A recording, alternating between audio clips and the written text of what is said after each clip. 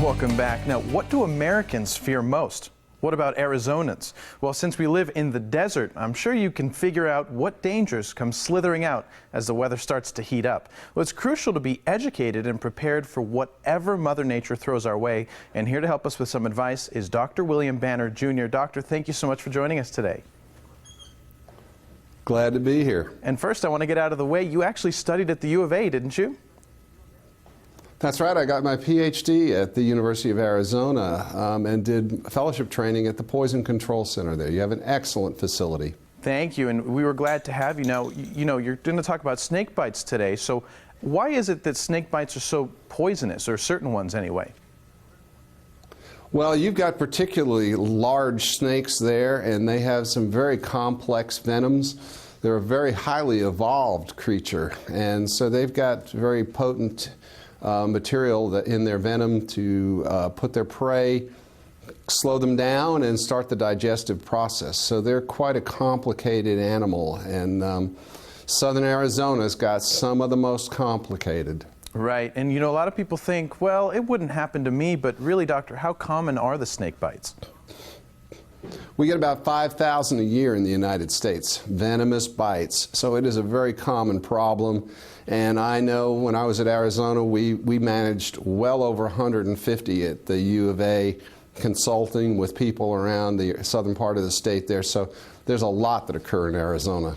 Right, and between going to Sabino Canyon or maybe you're going up to Mount Lemmon, you have to be really careful where you're walking, and you have to identify what you're looking at. Now, how do we know that a snake is actually poisonous?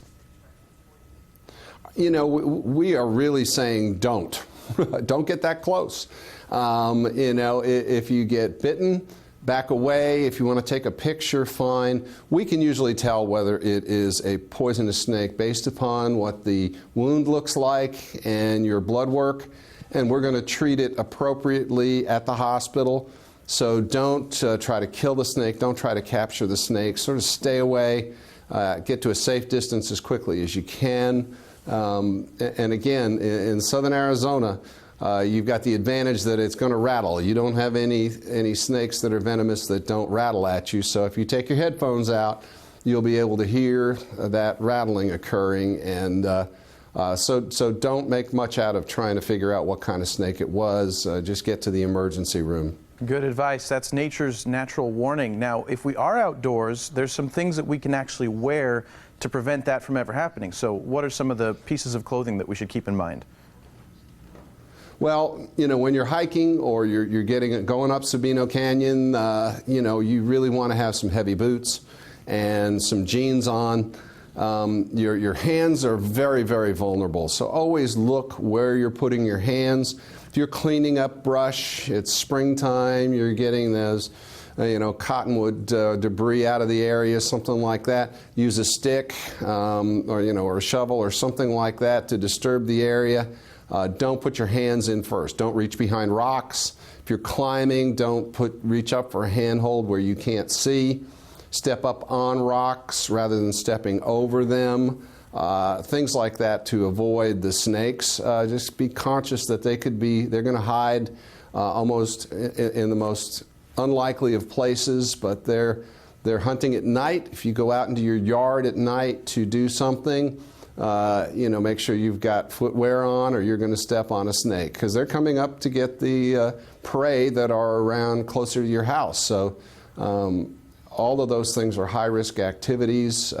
Make sure you protect yourself. Dr. Banner, it's so great to get advice from somebody who is actually here in our own backyard. I want to thank you so much for spending part of your day with us. And where can we go and learn a little bit more about it? Well, you've got excellent resources there. If you call the 800 number, 222-1222, that's a great place for when you've actually got an encounter. That takes you straight to your regional poison control center right there in Tucson. There's also a website associated with that poison center for just more informational purposes. There's also a website, CroFab.com, CROFAB.com, that has some basic information. We can vouch for those two sources out of all of the other things you may encounter on the internet, but those are two places to go for good advice. And if you have an envenomation, again, the hospital will get help from the Poison Control Center, and we have a good treatment for it with a good antivenom, CroFab. So let them determine what you need and initiate the treatment. Dr. Banner, poison expert, thank you so much for being on with us today. Very nice to be there. All right, now stay where you are. The Morning Blend will be right back.